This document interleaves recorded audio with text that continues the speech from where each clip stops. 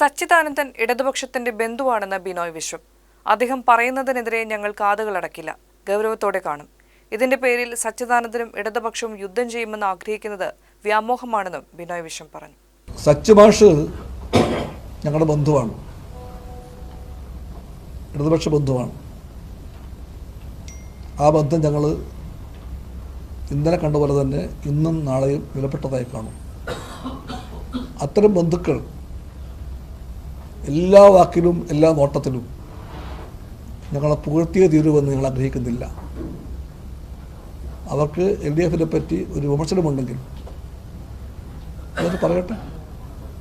വിമർശനം കേട്ടാൽ ഇടതുപക്ഷം കാതുപൊത്തിപ്പിടിക്കില്ല, അസഹിഷ്ണുവാകില്ല.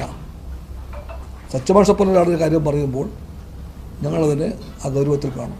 ഈ LDF ജാഥയ്ക്ക് വേണ്ടി ഒരു കോളം മാറ്റിവെക്കാത്ത ചില ആളുകൾ ഒരു പത്രം കൂടെ മാറ്റിവെച്ചിരിക്കുകയാണ്. ആ രാഷ്ട്രീയം മനസ്സിലാവും.